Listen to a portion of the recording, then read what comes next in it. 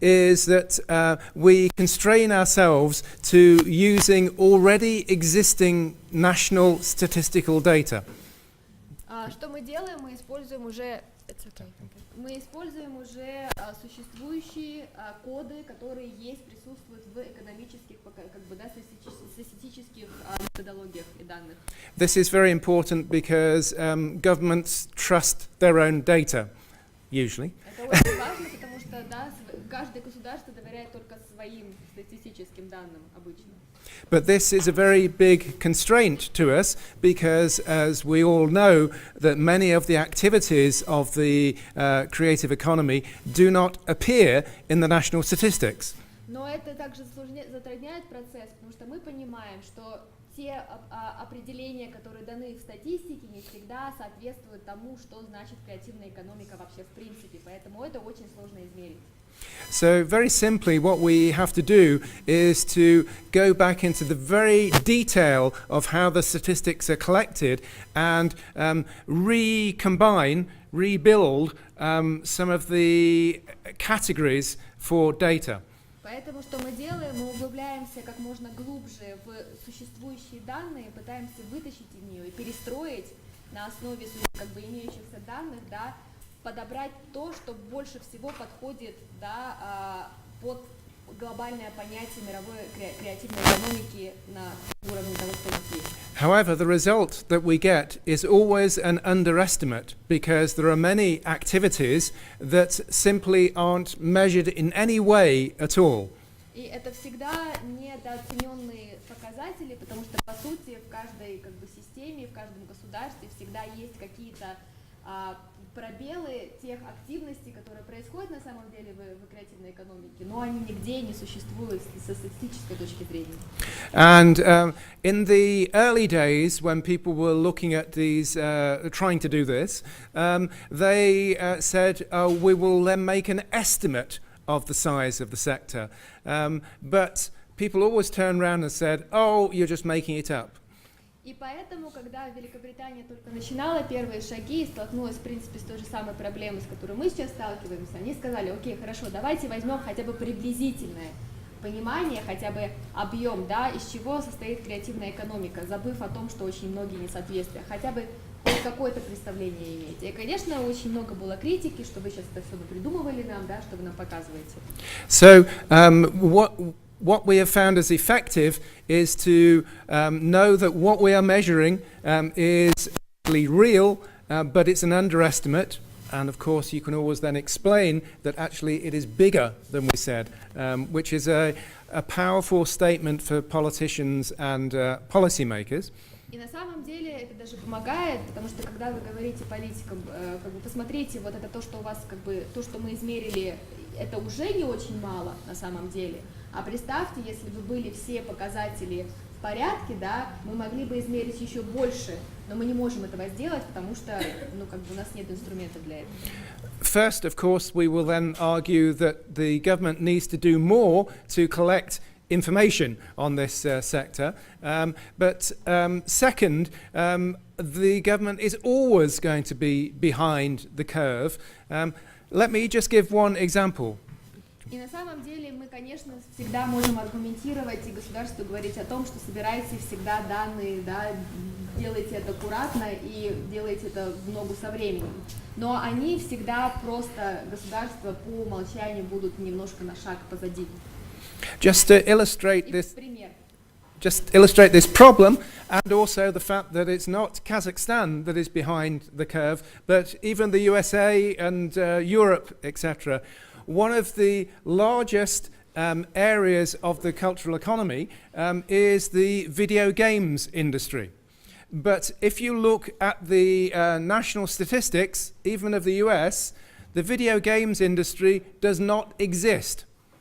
И на самом деле есть такие примеры, мы сейчас не только про Казахстан говорим, в США, в странах Европы мы все знаем, что достаточно серьезно там развивается индустрия игр компьютерных.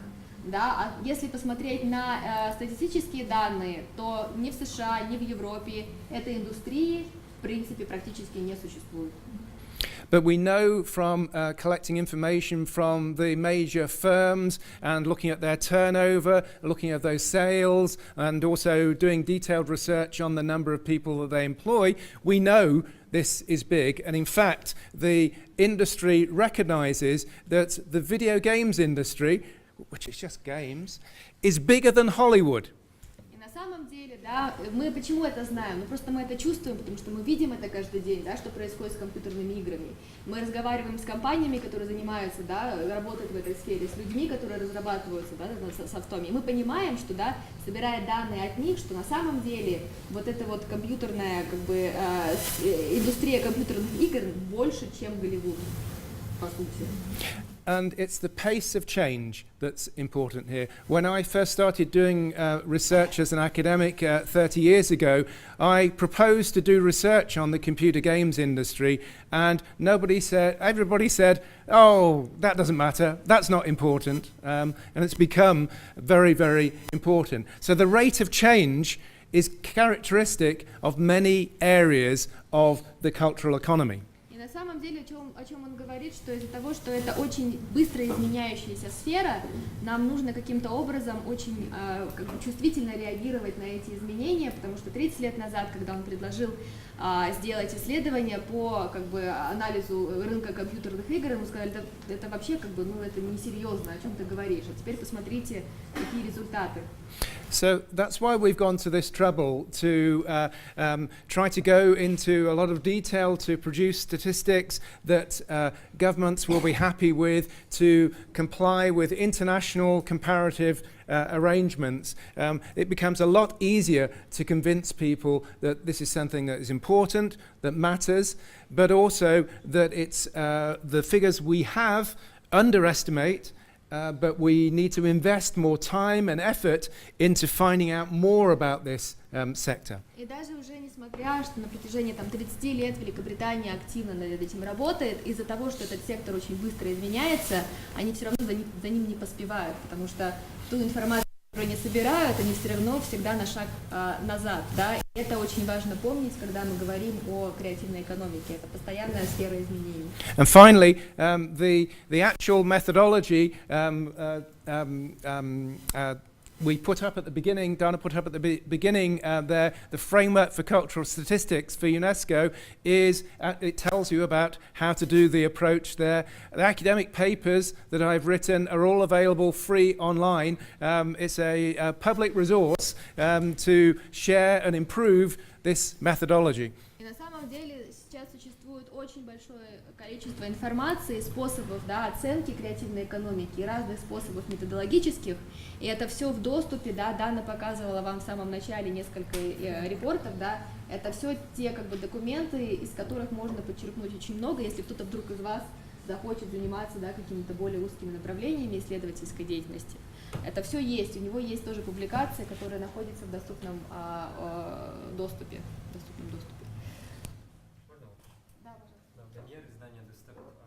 На самом деле очень интересное исследование, и меня самое больше поразило, что как бы очень сильно уделено внимание методологии разработки. И я думаю, что для казахстанского научного экспертного сообщества это тоже такое одно из больших достижений, с чем я хочу как бы, вас поздравить. У меня, пока Дана презентовала, возникло очень много вопросов, но я постараюсь очень коротко, лаконично задать два вопроса. В целом же вопрос таких стран, как Казахстан и Центральная Азия, это то, что и классическая часть экономики находится в теневой экономике. Да? И, может быть, был опыт изучения каких-то других стран, не касательно Центральной Азии, которые в период развития своей собственной модернизации начали выводить свою классическую часть экономики из такой, делая ее более транспарентной. И это как-то сказывалось положительно на те данные, которые есть о креативной экономике. И второй вопрос более, наверное, такой насущный. Можем ли мы считать тотализаторы, как Олимп, да, например, который очень сильно популярен в Казахстане, в качестве вот, игрока креативной экономики? Okay, thanks for the questions. The first question, well, thanks for the praise for our team as well. The first question relates to the grey economy or the informal economy, and Kazakhstan is no different to many, many other countries. In fact, most of the countries in the world are dominated by the grey economy. It's only a few exceptional countries that are not. И мы на самом деле не исключение. В мире существует очень много стран, которые работают, да, в форме вот этой теневой экономики. Казахстан не исключение. Мы должны как бы думать, что как бы мы сами плохие, это нехорошо. Но на удивление несколько стран в мире действительно работают вот по-правильному. So it is, in principle, an impossible question to answer because the informal economy is informal and nobody knows about it. Yeah. И очень, как бы невозможно ответить на ваш вопрос на самом деле про теневую экономику. Она поэтому теневая, ее никто не видит. И мы ее тоже не можем никак увидеть, к сожалению. But we do know, comparing for the informal economy in other countries, in other parts of the world, that it can be somewhere between 40% and 60% of the turnover. So it may well be that similar proportion in this country. Presumably somebody may have done some research on that, and we can guess that maybe the cultural sector might be similar to that. So just to get a sense of the scale of it, but... Он говорит о том, что примерно понимая, что происходит в мире, разговаривая с разными как бы представителями разных индустрий, они понимают, что вот этот процент теневой экономики может составлять 40-60%, да? Но это опять же хотя бы, чтобы объем хотя бы примерно понять. И возможно, это пример как бы мировой, возможно, в Казахстане то же самое существует. But the important thing that it raises is that we need to do more investigation of this area. So that's not just what academics always say, more research needed, but it is something that we know even from America, the UK and Europe, that the informal economy is very, very important in the cultural sector. The boundaries between the formal and the informal change all the time. Он говорит о том, что он как бы исследователь, научный сотрудник, он, конечно, будет вам говорить, делайте больше исследований. Это нормальный ответ от человека, работающего в этой области. Но он говорит о том, что в современном мире на самом деле барьеры и вот эти вот различия неформальной и формальной как бы экономики и работы, как бы, да, она постоянно тоже меняется. Это тоже как бы необходимо помнить. So if I practice my musical instrument at home for pleasure, but then I get better and then give a performance and then I get paid for it, then suddenly I'm part of the economy. But then my main job might still be an academic. So am I a musician? Am I an academic? There's these problems. Он сейчас говорит не про теневую даже экономику, да, а про формальную и неформальную экономику. То есть он говорит, представьте, что если я, вот будучи тем, кто я сейчас есть, да, вдруг начну заниматься музыкой и преуспею в этом деле, да, и пойду и дам где-нибудь концерт и получу за это гонорар. Да, то есть я в этот момент получения гонорара сразу уже стану частью креативной экономики, но это нигде не запечатлено, по сути. And it's a very important fact that we've found doing other research that in the creative economy, many people have 2 or 3 jobs. And to understand how this works and the relationship between the two is very, very important. И на самом деле мы все знаем, что в секторе креативной экономики, да, все работают на нескольких работах и постоянно делают разные вещи. Больше, чем на одной работе. Да, they offered to do the research. Raise the hand. Ну-ка, давайте Yeah. Кто работает на больше, чем на одной работе? Yeah.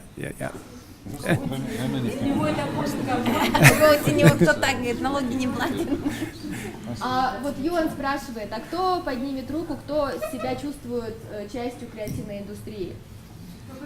Да, кто относит себя как работник креативной индустрии? So the big question would be if somebody from the government came along and said, which job do you say the creative job, or do you say the other job. И на самом деле, если кто-то, да, там сейчас с правительства какой-нибудь официальный человек подойдет к вам и скажет, укажите там вашу сферу деятельности, вашу работу, да, вы какую работу укажете на самом деле, да? Ту работу, которой вы занимаетесь, которую вы любите, или ту работу, которая как бы приносит вам деньги. Yeah. So this is another reason why we underestimate the scale of the creative economy. Это еще одна причина, по которой мы всегда недооцениваем размер и важность креативной экономики, ее ценность. And to come to the second question, clearly the area of gambling is something we would consider part of the creative economy. But again, gambling is very difficult to investigate in any great detail for obvious reasons. Clearly, one of the things that I think I'm interested in about it, aside from the industry itself, is I'll say it in a moment. Okay, is the relationship between that gambling and other parts of the culture and creative industries. So, for example, the relationship between gambling and the financing of sport, or gambling and the financing of television. We know globally that there's a very strong relationship between these factors, and not all of it is legal. Some of it is illegal, but as a sort of social anthropologist at times, I prefer to actually what they call follow the money. It doesn't matter whether it's legal or not, to find out what happens. Он говорит о том, что вот эта вот индустрия, ее тоже можно назвать, да, как это на русском сказать, игорный бизнес, да, на самом деле это тоже, в принципе, является каким-то образом частью, да, креативной экономики и креативных индустрий, но это интересно исследовать в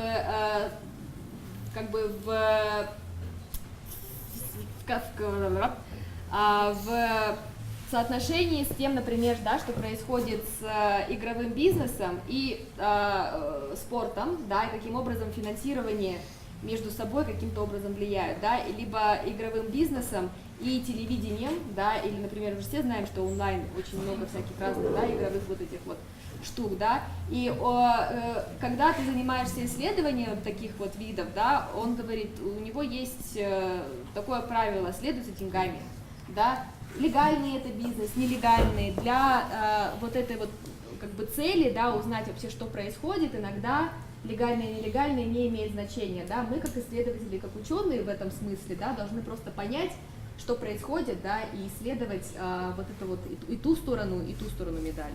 Of course, gambling can be very important in heavily regulated economies like the UK. We have a national lottery which we use to channel money into supporting areas of the arts and culture. Not the for-profit areas, but areas like heritage and some of the fine arts, etc. Ну, естественно, например, в Великобритании игровой бизнес, там, где он урегулирован с законодательной точки зрения, вот в Великобритании вы все, наверное, видели, да, National Lottery на телевидении, в фильмах, то есть что происходит? Люди покупают лотерейные билеты, да, по сути, они занимаются как бы игровым вот этим. Деньги, поступающие в национальную лотерею, потом идут на финансирование таких как бы направлений, как наследие, да, или поддержка кино, да, то есть эти деньги переходят в какие-то другие сферы культурные. Есть ли еще у кого-то вопросы? Пожалуйста. Меня зовут Дмитрий, я совладелец Центра смарт-туризма, и вопрос вот по смарту как раз. Вот у вас четвертый вывод был сделать более смарт креативную экономику, да? Ну вот, правильно я понял, да? Ну, немножко, да. Ну. Нет, но ваша рекомендация была... Рекомендация была не сделать смарт, а наоборот добавить в арт, объединить как бы больше арт, искусство, да. Понимаете, сейчас смарт стал общим местом, да? То есть, допустим, театр покупает компьютер, он уже смарт, или там, например, ну, я не знаю, карусель крутится вот у нас, да? У них смарт-гид, а что смарт там не такие кролики крутятся и все, да? А как вы видите, то есть с точки зрения исследователя, что нужно добавить, и что вообще, говорят, дает внедрение смарт? Может быть, это лишняя части. Допустим, если это художник, пусть он рисует кистями, красками, там, и не надо ему этот смарт, понимаете? Другой вопрос, About the combination of technologies and art and smart technologies. Is it really Не, ну давайте necessary так, to be смотрите. part of the creative? Пусть этот художник, он рисует красками, но его работы будут доступны во всем мире. Это совсем другое, понимаете? Это уже цифровизация, то есть как бы вот тут нет ясности. И вообще зачем это советовать тогда? Непонятно, то есть как вы видите результат нашего исследования, рекомендации купить каждую группу. На самом деле, эта рекомендация была озвучена вчера. Очень важно для нас было ее обозначить, потому что когда мы начали смотреть вот с Юаном вместе государственные программы, которые так или иначе вот эти сектора экономики поддерживают, мы выяснили, что это вот все в рамках Smart Казахстана, вот это, что сейчас идет волна такая, посыл от государственных органов, да, то, что давайте там сейчас поддерживать смарт. И мы начали замечать, что в этом поддерживается только именно техническая часть, да, техническое оснащение. Мне позвонили и сказали, мы хотим сделать умные шлагбаумы там и так далее, а люди к этому, может быть, не готовы. Ну, то есть, как бы, это была такая рекомендация, которая была больше адресована государственным органам, наверное, которые принимают определенные решения в отношении внедрения, все услышали Smart City, да, там везде это звенит, и, может быть, не до конца понимается. То есть в каком смысле правильно или в каком смысле неправильно подключать смарт, то есть переосмыслить это, и если внедрять это, то внедрять это совместно с искусством, с культурой, то есть как бы совместно с креативной мыслью. Я не ответила на ваш вопрос. Да. If you wanted to comment. Yeah. Давайте коммент услышим, и потом Энди, да, Мне скажет. кажется, просто очень важно разобраться с понятием смарт, потому что, мне кажется, в контексте исследования смарт — это технология, а не компьютер. И за любыми технологиями должна стоять креативная мысль, креативное мышление. Вот в чем как бы фишка. Потому что сделать нестандартный инновационный театр — это пример смарт-креативного. It's not the but as we were saying is that behind every technology there should be this creative thought. Это больше понятно, чем вам, но идея в том, что технологии и креативное мышление — это вот такой микс, и это является трендом на сегодняшний день. То есть я так понимаю, что ребята в эту Просто сторону. это заезженное место становится. На самом деле, я вам скажу, я просто знаю это все. То есть мы занимались смарт-сити в Алматы. В Алматы у нас смарт-сити.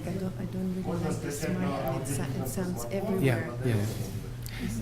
Можете подойти ко мне, я дам. Мы вас услышали. Можно сейчас Энди тогда скажет свой комментарий? Может быть, он сможет ответить на ваш вопрос на самом деле. Хорошо? I agree that the use of the word smart is not smart. It's unhelpful. Yeah. I mean, the thing is that from a sociological point of view, it's a technological reductionist argument. It reduces everything to technology, but it doesn't involve a role for the human. So that's an invalid form of argument. И на самом деле вы правы, вот это вот, да, заюзанное, ужасно, везде использованное слово «смарт» на самом деле уже не понимается нормально никем. И он говорит, что когда мы говорим про смарт-технологии, мы начинаем говорить про какие-то технические, да, технологические, инновационные вещи, забывая абсолютно о том, что смарт имеет под собой еще очень важные человеческие, да, качественные признаки. The key point is that technologies are tools. So we don't talk about the fountain pen economy or the paintbrush economy. That seems silly. И мы понимаем, что смарт — это технология, это просто технология. Технология — это просто инструмент, да? И мы же никогда не говорим, что есть там, экономика ручек, да, потому что ручка — это тоже инструмент, да, точно так же, как и все другие технологии. So the key definition for us of a cultural part of the cultural economy is the product or service seen by that society as cultural. So there are 2 points there. I'll clarify in a moment. So is the product or service cultural? То есть первое, что нужно помнить, когда мы говорим про все эти как бы понятия, что продукт, да, результат, продукт или сервис, является ли он культурным, Это первое. And all of the processes and the labor involved in making and producing that product or service, then you include all of those in the cultural economy. И второй показатель – это те, кто был вовлечен в создание продукта, являются же ли все эти люди представителями частично, да, креативных индустрий. And why I also then say what the society defines as cultural is that when I was working for UNESCO, I wouldn't want to define what is cultural for all societies. That would be an imperialist endeavor. So what we are interested in is the way that culture is differently defined by different societies. So we can have local definitions of culture. Many are similar, but there are variations which are very important. И возвращаясь к вопросу определения культуры, да, раз уж мы говорим об этом, то нет одного понятия культуры. Вот что такое культура? Вот сейчас вас спросят, да? Нету одного понятия культуры ни для одной как бы страны. То есть это нормально, когда и вот во всех вот этих репортах ЮНЕСКО все определяют культуру по-своему, да, потому что каждый человек сейчас в зале вот в этом, да, он может сказать что-то свое про культуру. Это нормально, это хорошо, и так оно в принципе должно существовать. So it's really important not to limit our definition of culture both to one society, but also more important still is to the future. Because we try to create new forms of culture, and those are part of our definition as well. So we have to have a methodology that understands the very dynamic heart of creativity. И нам нужно сейчас, давая разные определения культуры, как бы, да, не ограничиваться на чем-то уже устоявшемся, новое поколение.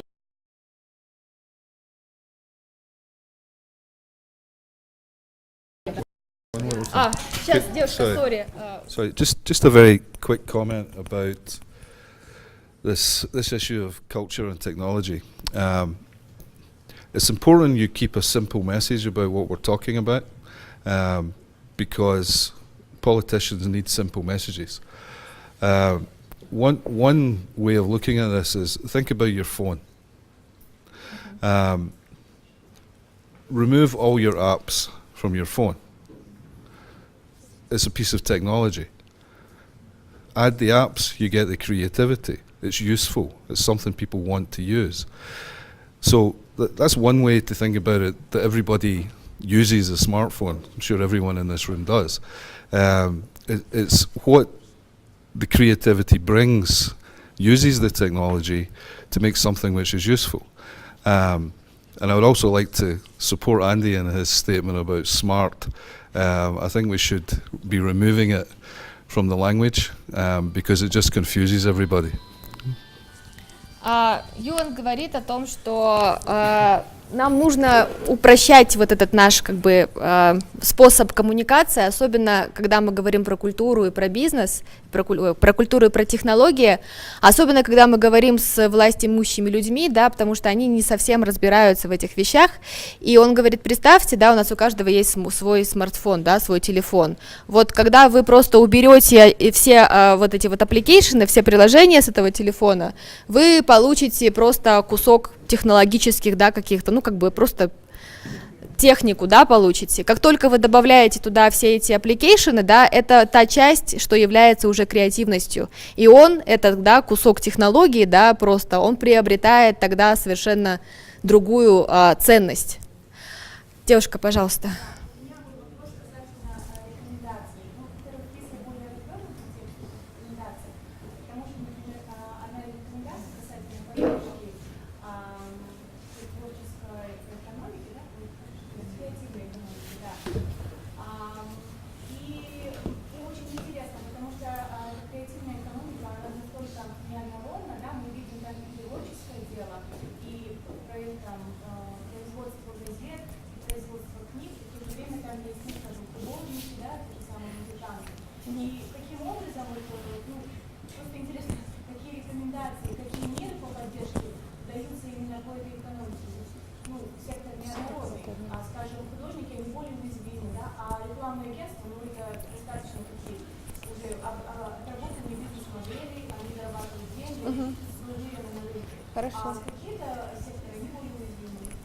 The question is about the recommendation, and you say that we need to support the creative economy.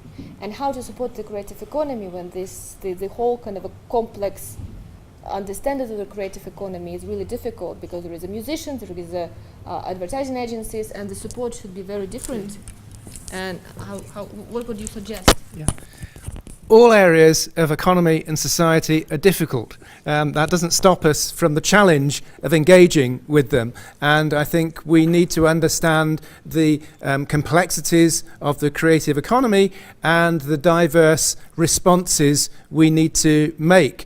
Part of the problem is that politicians think that the creative economy is a bit like the smart economy. There's one solution, one program, and that's the answer. But actually, it's more complicated, and we need nuance. We need a fine definition. И на самом деле это правда, что это очень сложное понятие, и нету одной программы какой-то, да, которую вот сейчас государство, например, примет, и всем поможет, и всем будет хорошо. Но это не значит, что государство не должно предпринимать хотя бы попытки для того, чтобы понять, да, что такое креативная экономика и каким образом государство в своей стране может оказать какую-то поддержку этой креативной экономике. But for a second reason, it's really, really important. Something we haven't mentioned so far is that the creative economy is a mixture of economy, creative economy, and culture. So the whole area is complicated by this linkage between the different value systems. And what the creative economy does is holds in tension this debate of different value systems rather than collapsing one to the other. And so this dimension, that culture is important as well as the economy, but they interact in complex ways, makes the cultural and creative economy more important to understand these complex issues. И нам нужно не забывать, что сам термин «креативная экономика» состоит из уже как будто бы противоречащих, да, слов. И когда мы говорим о поддержке, мы должны понимать, что нужно поддерживать и культуру, да, это очень важно, и экономическое развитие. Я просто от себя могу добавить, когда вы говорите про, например, рекламные агентства и художников, да, чем будет больше художников, тем будет лучше рекламным агентствам. Это же правда, да? Какие связи существуют между художниками и креативными рекламными агентствами, мы, в принципе, все понимаем. Самое важное нам всем понять, что это то, что уже Энди говорит, что культура, экономика и креативность, они очень связаны, и нужно предпринимать постоянные попытки в том, чтобы эти причинно-следственные связи выяснить, тогда, может быть, будет понятнее, какие программы. Можно, да, тоже прокомментировать? Я хотела сказать, что на самом деле это сейчас такой, это первый такой, да, шаг. Нам хотелось просто определить, что там вообще есть, показать это где-то, да, там показать, в каких регионах Казахстана это находится и так далее, да, потому что мы читаем их зарубежные отчеты, да, они там в нюансах рассматривают какие-нибудь компьютерные игры и так далее, а мы сейчас вот, ну, как бы наше научное поле, да, вот я как студент-докторант, да, смотрю, и у нас нет вообще никаких статей, никто ни о чем не размышляет, и, конечно, как только мы с Юном увидели, что вот такое огромное количество там рекламных агентств и столько-то, я говорю, давай будем внутрь смотреть туда, в нюансы, интересно же посмотреть, а как, вот хочется теперь пообщаться нам с этими людьми, кто в этой сфере, как бы ты уже так или иначе начинаешь общаться, но мне кажется, вот почему именно такой общий обзор, и почему рекомендации кажутся, да, такими очень обобщенными, потому что, наверное, нам сперва надо застолбиться на уровне государства, да, и вот сперва вот это сделать, как бы все равно те креативные экономики и индустрии, которые здесь присутствуют, и которые, они будут продолжать существовать так или иначе, да, они будут жить своей жизнью, но, может быть, все-таки нам нужно обозначиться на таком более серьезном уровне и уже оттуда детально смотреть как бы все остальные. Последний вопрос, и давайте, ладно, давайте, ну, сейчас мы по времени посмотрим, потому что, хорошо, давайте начнем с вас. I'm from the travel experiences business. Still a part of the creative economy. The last fourth line of the activities to get they're from the culture side, like theaters, galleries, and etc. But as you mentioned, that there's lack of statistics, and there are way more businesses in creative economy. In travel industry, we use those creative economy as part of the culture. As you being in UNESCO, we use those UNESCO sites to as a point of attraction for the travelers. And since travel is a mainstream, so we see that there is way more opportunities, even more amount of the economy than the resources and the raw materials that Kazakhstan have by fortune. But if we can invest into the creative economy, that would bring more value, because it never ends. The creativity is continuous. It's just flow of the humankind, the mindset of the more you invest there, the more you'll get out of at the end of the day. The question is, are you interested into the digging deeper into the understanding of those creating experiences for the locals and international travelers, so we can identify more, since we did with the United Nations World Travel Organization, there is a kind of tool of tourism satellite account where we identify those who are involved in this huge industry, and we continue this kind of understanding, and we present that to the statistical agency, which is committee, and they have understanding, but they don't have willingness to do or enough money to do that. Mhm. If we can continue those thoughts into the more practical orientation, so we can use these cultural things like creative economy to make more value for the people and communities living in those sometimes rural areas or even the city itself. Можно сказать вкратце на русском языке?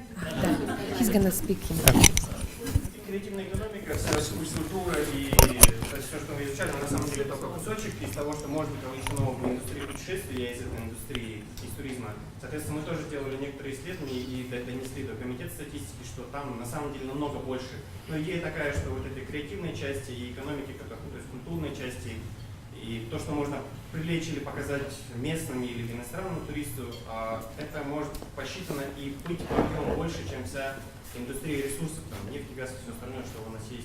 То есть, если туда инвестировать, и если мы захотим вместе изучать это дело, то есть большой потенциал для совместной работы. А вопрос? Вопрос, интересно ли дальше это делать, и можно ли включать этот кусочек, где люди, которые создают эти experiences, то есть впечатления, то есть So, thanks for the question. I think that there's some really important points there. The first point is that the tourist economy is one part of the cultural economy, and we know that's big and important, but there is more to it as well. Just to extend that point for a moment, there are people now talking about creative tourism rather than tourism. So creative tourism is about actually involving people in the real creative experience rather than simply just viewing as passive tourists. So that part is important. Туризм, вы правильно сказали, большая, очень серьезная часть креативной экономики. И сейчас люди на самом деле уже обращают внимание не просто на туризм, а на творческий, культурный, креативный туризм, да, когда они не просто смотрят на какие-то вещи, когда их каким-то образом увлекают в какой-то определенный опыт. The second point is that, of course, issues to do with culture and tourism and identity are really, really important. So I would assume that most people in this room would rather be known to the world rather than oil, but for the crafts and skills and stories and music that they tell. So the nature of your culture is something that you want to express to the world, which is also important for forming a nation, a community, etc. as well. И очень важно понимать, что в самом понятии туризма и туристической всякой как бы деятельности есть очень много других понятий, более как бы глубоких. Например, это культурная идентичность, да. Мы все понимаем, что мы, как казахстанцы, хотели бы, чтобы нас знали в мире не просто как там страна, которая производит нефть, да, чтобы нас лучше знали за какие-то более творческие, да, способности, за то, что мы хорошие музыканты и у нас есть очень много всяких там навыков, да, там в производстве каких-то вещей.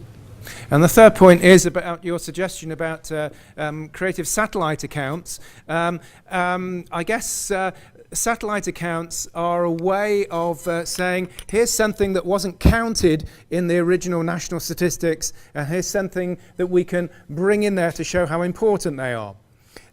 The work that we're doing actually requires you to actually change the national statistics and say, the culture is actually an essential part of the national statistics, not that it is something that you have to bring in as a satellite account. So it works in a different way. I'm doing work with a colleague in Chile at the moment on the cultural satellite account there, and this is a conclusion that we're coming to, is that using these more comprehensive statistics of actually making culture part of the rest of the economy, rather than saying, oh, culture's part of the separate thing, is a more important thing to do. То, что вы говорили, что да, действительно есть всякие разные другие, более тонкие и узкие понятия рядом с туризмом, да, находящиеся, и они должны присутствовать в статистических данных. Это очень важно, потому что когда мы... я потеряла мысль. Pardon, you talked about the last thing you talked is about... С коллегой из Чили и работать. Как раз таки с коллегой из Чили вот сейчас работает Энди для того, чтобы донести это уже до уровня, когда уже в статистических данных это вносится. И как раз та работа, которую мы сейчас занимаемся, то есть как бы одна из тех задач, которые мы для себя сейчас ставим, это как раз таки донести, для того, чтобы это не было просто, если даже на сайте статистики посмотрите, раздел культуры, там только вот эти блоки, да, там все. только музеи, да, и все. театров. То есть получается, что вот как бы, конечно, нам интересно продолжать работу, я хотела бы от себя сказать, и, конечно, мы уже добавили, вот не в эти, но уже в следующие свои цифры, которые мы, цифры мы добавили изготовление бижутерии и изготовление ювелирных изделий, да, потому что это тоже блок большое искусство, да, как бы в целом больше национального, да, искусства.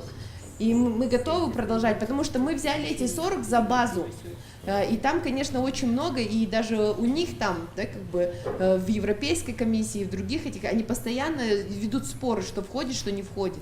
И для нас, может быть, туризм входит. Это к вопросу тому, что он сказал, давайте мы сделаем, может быть, вы сделаете свое собственное описание, что такое креативная индустрия. Может быть, туризм вот будет большим сектором. So I think it's a really important thing that we're discussing here. And whenever you get a room of people together, particularly who are practitioners or are involved in the creative economy, you always have this discussion. They always say, oh, but of course artists are different to filmmakers, different to people involved in the craft sector, etc., etc. And yes, that is true, but there are some important things that they share as well.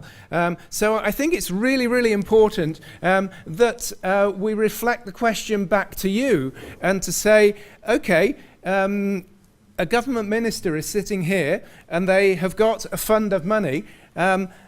Justify yourselves. Yeah? Argue how that you what do you want, and also, are you going to fight amongst yourselves, or are you going to group together and say we want to put pressure on the government to support the arts and culture? То есть представьте себе, что перед вами сидит как бы представитель, да, государства, у него есть огромный мешок денег, и вы тут все, кто-то из вас занимается более как бы там, более чистыми творческими видами искусства, да, кто-то художник, кто-то актер, а кто-то работает в кино, а кто-то работает в рекламном агентстве, да, и перед вами сидит чиновник с большим как бы мешком денег, и что вы будете ему говорить? Дайте мне денег, чтобы поддержать что, на что? И вы будете в этот момент говорить от себя как от индивидуальной как бы, да, сектора, от индивидуального как бы представителя, как, или вы будете говорить от себя как о некой группе, да, людей, которые представляют сектор креативной экономики, которые понимают, что вы все между собой очень сильно связаны, как бы ваша каждая активность. И об этом, да, тоже очень важно помнить. Я знаю, что сейчас здесь есть еще очень много вопросов у людей. Я должна сейчас, наверное, на этом остановиться и сказать, во-первых, большое спасибо за дискуссию, во-вторых, что это не законченный вариант. Мы будем, наши исследователи будут продолжать работать, да, если вдруг у вас есть какие-то, если у вас есть желание, например, присоединиться каким-то образом к исследовательской группе, либо у вас есть данные, которыми вы хотите поделиться, да, как представитель творческих индустрий, потому что ребята будут делать исследования более глубинные, да, это все очень важные вещи, вы можете зайти на сайт Британского совета, вот на этот раздел «Креативная Центральная Азия», да, там есть электронный адрес, вы можете нам написать, да, чтобы мы были с вами на связи, потому что вы нам очень важны. Да, Юр? Okay. Part of the reason we're sitting here is because government don't understand the creative industries. You people do. If you want to develop them, you have to tell them what you want. You can't sit back and wait for someone to do it for you. So the question Andy asks is the most important question if you want to develop these industries, because you are the industry. Вопрос самый важный, да, о чем говорил Энди, опять же повториться, что если вы, мы для чего это все делаем? Потому что, да, государство не понимает, что такое креативная экономика, да. Если бы сейчас нас спросили, да, что вы хотите, что мы ответим, да, потому что никто не будет эту работу делать за вас. Вы должны понимать, что нам нужно, и двигаться в этом направлении, потому что без нас, за нас никто это делать не будет.